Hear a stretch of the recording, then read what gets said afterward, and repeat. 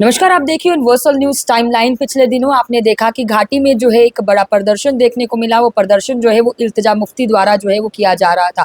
उस प्रदर्शन में एक ही डिमांड रखी जा रही थी कि रेवेन्यू डिपार्टमेंट में जो है वो उर्दू कंपलसरी होनी चाहिए। लेकिन कहीं ना कहीं अगर हम लोग सीएम उमर अब्दुल्ला के बयानों पर जाएं तो वो कहते हैं कि रेवेन्यू डिपार्टमेंट में मैंने इंग्लिश को कंपलसरी नहीं रखा, वो फाइल अभी भी मेरे टेबल पर पड़ी है। और इल्तिजा मुफ्ती जो है वो एक पढ़ी लिखी है, मैं नहीं चाहता कि मैं उनको ट्यूशन दूं।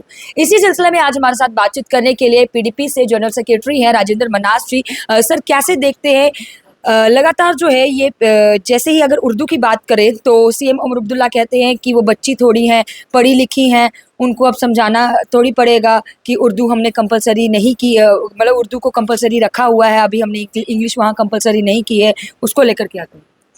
देखिए, बात ये है कि ये जो घटनाक्रम पिछले दिनों हुआ, वाद विवाद हो रही है, मगर उमर साहब को इतना बात सोचनी चाहिए कि लोगों की डिमांड क्या है।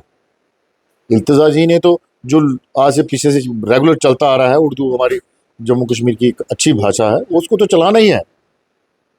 मगर उमर साहब को इसके ऊपर क्या टिप्पणी करनी? वो क्या कहना चाहते हैं कि आज उर्दू हमारी लैंग्वेज नहीं रही? जहाँ हमारी जो लोकल लैंग्वेज है, कल डोगरी होगी तो वो नहीं रहेगी। ऐसा नहीं होना चाहिए। उमर साहब को इस बातों पे ध्यान देना चाहिए कि लोगों का डिमांड क्या है। इंग्लिश होगी, कई लोग उर्दू नहीं जानते हैं, तो अगर उसके साथ होती है तो उनको क्या प्रॉब्लम आएगी। मगर खासकर जैसे जम्मू हमारा इलाका है, यहाँ पर उर्दू नॉन कम लोग हैं, मगर हम कतई ये नहीं चाहते कि उर्दू को अहमियत कम की जाए, क्योंकि वो हमारी जम्मू कश्मीर की एक लैंग्वेज। उसके साथ जो आज यूटी बनने के बाद इन्होंने 3 लैंग्वेज, जिस एरिया में जो नहीं पढ़ी जाती लैंग्वेज, उसको भी डाला जाए, रेवेन्यू डिपार्टमेंट में भी डाला जाए, उर्दू को, इंग्लिश को, हिंदी को, कि जिसके का कम किसी को जो अपने कागजात बड़े आराम से वो पढ़ सके। तो इनको उसमें क्या प्रॉब्लम आती है? उमर साहब की तो बात ही छोड़ दीजिए।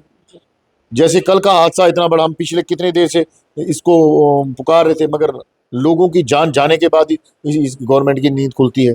तो मैं ये जरूर कहूँगा कि उमर साहब को लोगों की जो डिमांड्स हैं उनके ऊपर ध्यान देना चाहिए। अगर ये पूरे नहीं कर पाते, वादे इधर उधर की बातें करते हैं, यहाँ लोगों की समस्या, नौजवानों की समस्या है, यहाँ पर हर एक काम के लिए जरूरत पर जो इनकी नजर होती है, ये दिल्ली की तरफ नजर रखते हैं। तो ये क्या कर रहे हैं? हर चीज अगर दिल्ली नहीं कर रही तो ये क्या करेंगे? अगर नहीं कर पाते हैं तो सरकार छोड़ देनी चाहिए।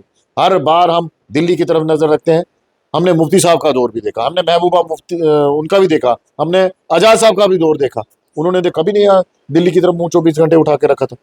वो खुद भी करते थे कुछ। ये कुर्सियां पकड़े हैं, अपना वक्त निकाल रहे हैं, अपना टाइम निकाल रहे हैं, इसके सिवा कुछ नहीं करना चाहते। और ये जो छोटी मोटी बातें हैं इधर उधर करके लोगों का ध्यान भटका के, जो मेन मुद्दे हैं, बेरोजगारी का मुद्दा है, यहाँ पर अनएम्प्लॉयड का मुद्दा जो जोरों शोरों से है, नौकरियों का मुद्दा है, यहाँ पर है हमारी स्टेट का मुद्दा जो सबसे बड़ा है, जो इन्होंने कहा था हम दिलाएंगे, वो कहाँ है? तो ये मुद्दों को बड़े बड़े को भड़काने की कोशिश करते हैं। इन्होंने कहा था हम अपना 200 यूनिट बिजली फ्री देंगे, तो हर घर में आप ये मीटर लगाने के चक्कर में पड़े।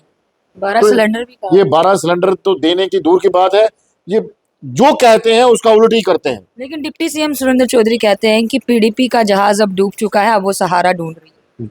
पहले तो मैं सुरेंद्र चौधरी जिस जहाज पे चढ़ कर गए तो आज वो वहां पर पहुंचे, तो उनके मुंह से ये शब्द जचते ही नहीं। और जिन्होंने कहते हैं अपने घर को कोई भूलता नहीं, तो सुरेंद्र जी आज नहीं तो कल फिर हमारे ही घर में आने वाले हैं। मगर वक्त की जो डिमांड है उससे ये अपने आप को छुपा नहीं सकते। जो लोगों की डिमांड है उससे ये छुपा नहीं सकते। कल पुल वहां क्रैक हो गया, रात को 12 बजे सुरेंद्र जी 12:30 बजे वहां पर जाते हैं, क्योंकि लोगों का फेस नहीं कर पाते थे। कल वहां पर 2000 के करीब आदमी इकट्ठा हुआ वहां पर, जब वो मलबे में लोग दब गए, तब सुरेंद्र जी दोपहर को क्यों नहीं जा पाए, वहां पर पहुंचे? रात को 12:30 बजे चोरों की तरह वहां जाते हैं, वो देखते हैं, क्योंकि लोगों को ये फेस नहीं कर पाते। और बार बार गवर्नमेंट के जितने भी इदारे हैं उनको बार बार चताया जाता है ये प्रॉब्लम, ये प्रॉब्लम, ये प्रॉब्लम, मगर ये अपने एसीओ में सोए रहते हैं और कागजों की फाइल करके। और जो लूट खसूट इन्होंने मचाई हुई है वो दुनिया देख रही है। करप्शन इतनी ज्यादा बढ़ गई है, जिसका नतीजा कल का वो पुल है जो 20 साल के अंदर ही टूट गया, जिसके अंदर सरिया नहीं है, खाली पत्थरों और कंक्रीट से वो भर के रखा गया, उसमें 8 mm का भी सरिया नहीं यूज किया गया। जो आप सुरेंद्र चौधरी की बात कर रहे हैं, तो अगर दम है तो उन लोगों को सजा करके दिखाए। वो कहते हैं कि बीजेपी और जब पीडीपी और बीजेपी की कोalition गवर्नमेंट बनी थी तब से ही जम्मू कश्मीर के ऐसे हालात बने हैं और पीडीपी का ही हाथ है स्टेटहुड को जम्मू से हटवाने का। देखिए, पीडीपी ने 370 के ऊपर कितना जद्दोजहद की वो आपको पता है। मैडम महबूबा जी को इन्होंने 16 महीने अंदर रखा, वो आपको याद है। तो वो किसके लिए रही? अपने अवाम के लिए रही, अपने जम्मू कश्मीर के लिए रही, अपनी स्टेट के लिए लड़ती रही कि हमारी स्टेट को मत छेड़ो, 370 को मत छेड़ो, हमें अपना स्टेट सब्जेक्ट से मत छेड़ो, छेड़खानी करो। मगर उमर सराफ ने वहां पर दिल्ली में जाकर घुटने टेक दिए, जिसका नतीजा ये हुआ, क्योंकि ये लोग 3-3 महीने में बाहर आ गए और वहां पर जाके घुटने टेके हम नहीं करेंगे। मगर महबूबा एक ऐसी आयरन लेडी थी, वो जो झुकी नहीं, वो 16 महीने बराबर लड़ती रही और मजबूरन होकर सरकार को उसको छोड़ना पड़ा। मगर महबूबा जी ने अपना स्टैंड नहीं छोड़ा। वो आज भी कहते हैं हमारी स्टेट हमें वापस दे दो, हमें अपना स्टेट सब्जेक्ट वापस दे दो, क्योंकि हमारी इसी में भलाई है, हमारे बच्चों की, आने वाले भविष्य की इसी में भलाई है कि हमें अपना जो अपनी स्टेट है उसको वापस इनको करना ही पड़ेगा। उनका ये सवाल, मेरा सवाल ये था कि वो कहते हैं कि पीडीपी और बीजेपी की जब कोalition गवर्नमेंट थी तब से ही जम्मू के ये हालात बने हैं। मतलब वो किन हालातों को दर्शाना चाहते हैं?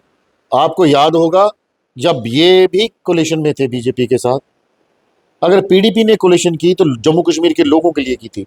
मुफ्ती साहब का आपने देखा होगा कि उस वक्त मैंडेट किस तरीके का था। अगर हमें 28 सीटें हमें आई थी तो बीजेपी को भी उतनी आई। अगर हालात उस वक्त देखते कि स्टेट को कैसे चलाना है, वो हिंदू वर्सेस मुसलमान बन गया था। मुफ्ती साहब चाहते थे हमारा जो हिंदू मुसलमान का भाईचारा है वो बना रहे, इसलिए वो कोलिशन किया था, ना कि हमने किसी के लिए सौदेबाजी की थी। मुफ्ती साहब बार बार कहते थे हमारी स्टेट को ना छिड़ा जाए, हमें यहाँ पर कंपनसेशन की जरूरत थी। ये स्टेट कब से मिलिटेंसी के दौर में थी और उसका सारा का सारा जो खाका है वो उमर सरकार की दौर में बना, जब 88 से पहले की कंडीशन थी। और 89 और 90 में क्या हालात है, किन लोगों की सरकार थी, ज्यादा बेहतर है मुफ्ती साहब और मैडम जी ने उन हालातों को ठीक करते करते इस वक्त तक जो हालात रहे हैं। पीपल्स डेमोक्रेटिक पार्टी का रोल एक ऐसा रोल रहा जो आग से निकलती हुई जलती हुई स्टेट को आज आप जो देख रहे हैं, ये मुफ्ती साहब को श्रेय जाता है, मैडम महबूबा जी को श्रेय जाता है, जिन लोगों ने इन हालातों को से निकाल कर इस स्टेट को इस मुहाने तक लाया। तो आज कुछ लोग उमर साहब ये कहते हैं कि मुफ्ती साहब का तब आप कहाँ थे जब 96 में आपके पिताजी यहाँ से भागकर स्टेट को छोड़ के चले गए थे? वो मुफ्ती साहब ही थे, जलती हुई आग के बीच में स्टेट के अंदर आकर अपनी सेंटर की पार्टी को छोड़कर उन्होंने यहाँ पर स्टेट में आके नई पार्टी बनाई और उग्रवाद के दलदल से निकालकर दोबारा मेन स्ट्रीम में लाकर पार्टी को और लोगों को रखा और राहत दी नौजवानों को भी। और ये स्टेट कितनी तरक्की से पीछे रह गई थी आपने देखा होगा, ये मुफ्ती साहब ही थे। हमारी स्टेट में तो मोबाइल तक नहीं था, जबकि इन लोगों के दौर में क्या क्या नहीं था। मगर आप ये देखेंगे कि जब इनसे कुछ नहीं कर पाता तो खमेजा पीडीपी के ऊपर डालते हैं। ऐसा नहीं चलेगा, इनको लोगों की जवाबदेही है। जितनी बातें मैंने की है, इन्होंने कहा था 1 लाख नौकरी हर साल में देंगे, कहाँ गए इनके वादे? इन्होंने कहा था हम बिजली फ्री देंगे 200 यूनिट, कहाँ गए इनके वादे?